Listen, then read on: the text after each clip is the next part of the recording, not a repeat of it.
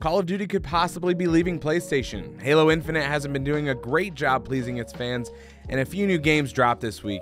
All that and more, let's get into This Week in Gaming. Not only have witches and wizards realized that it's going to take them a little bit longer to get to Hogwarts with the recent delay of Hogwarts Legacy, it's also recently been announced that the famous sport of Quidditch will not be included in the game. For those of you who have been practicing your broom handling lately, I'm sorry that extracurricular is not going to be available this year. However, the house commons for the game have recently been teased and they look incredible.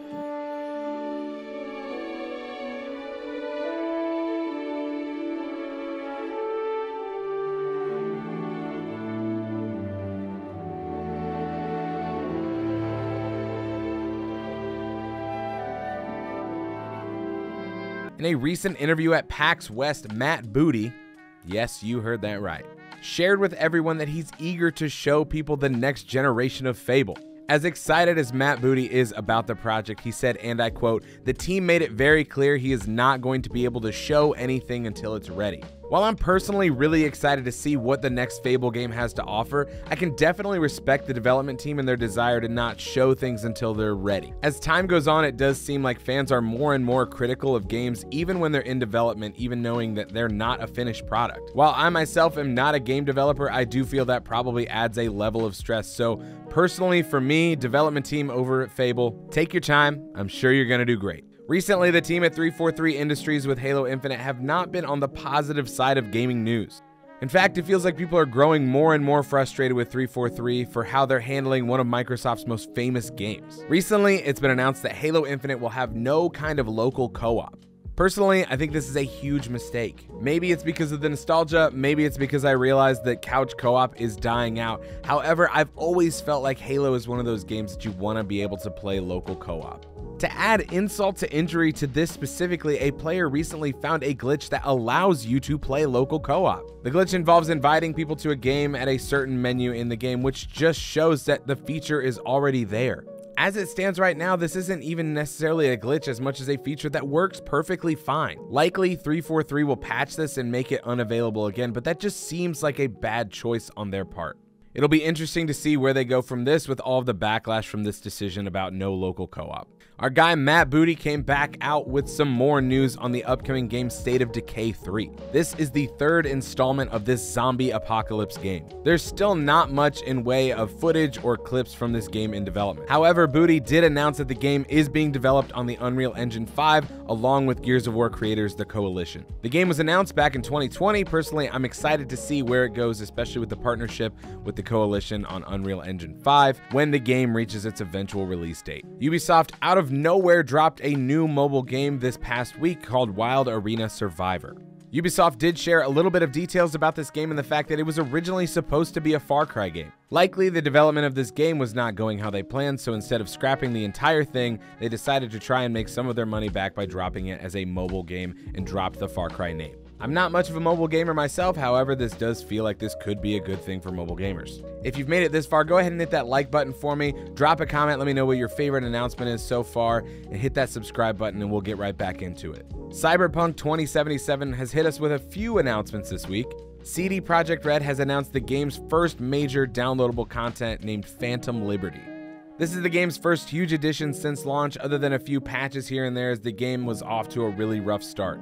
The team did assure us that Keanu would be back in his role as Johnny Silverhand, and let's just be honest, who doesn't love Keanu? You're breathtaking! Along with this announcement came the announcement that this would only be for next-gen consoles like PlayStation 5, Xbox Series X, PC, and Stadia. Continuing along with the Cyberpunk news, CD Projekt Red has officially added a modding element to the game. This official modding tool is called Red Mod. Modders are ecstatic about this as they're going to do what modders do best: make the most off-the-wall bonkers things that they can possibly think of. One of this year's most anticipated games, God of War Ragnarok, gave us a little bit of a taste of what we can expect. This tease came accompanied by some content that we'll be able to see as we reach the 9 realms in God of War Ragnarok. Players recently got to see the Dwarven realm, and I'm probably going to say this wrong, Svartalheim, the realm of the dwarves, and it looks absolutely stunning.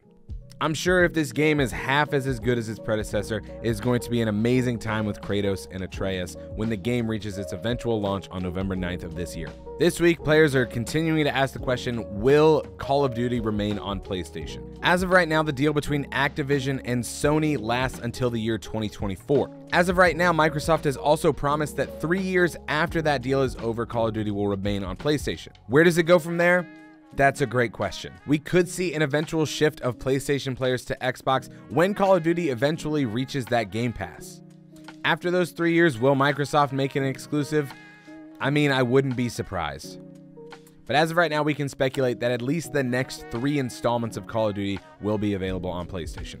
Skydance New Media has recently announced a new Marvel game that is in production that will take place in the World War II era. This game will have a storyline featuring Captain America and Black Panther. Not much is known right now from the trailer, however, the words King, Captain, Soldier, and Spy do appear. We can also speculate from the trailer that this will take place primarily in Paris and Wakanda. This now means that Skydance New Media is now in the middle of developing a Star Wars and a Marvel game, which I personally am ecstatic for. When it comes to major game releases, we saw a couple of them this past week. One of those games being Splatoon 3. As of right now, the game is being received very well with a single player and multiplayer mode. Personally, I've only played a bit of the first Splatoon, however, when I did play it, I couldn't find myself putting the game down. Splatoon 3 seems like more of the thing that people love, along with some added features. As of right now, this bright and colorful, family-friendly multiplayer game seems like it is doing fantastic.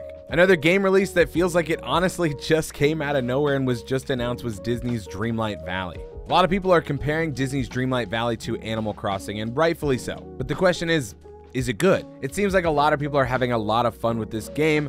Obviously, Disney characters scratch that itch for a lot of people, myself included. This game is currently still in early access, however, it does feel like it is doing well for itself and will continue to see content updates. There's a lot of gaming news every single week. Let me know in the comments if I missed anything. Let me know what you're excited for, maybe something you disagree with. Hit that like button, make sure to subscribe, and I'll see you next week.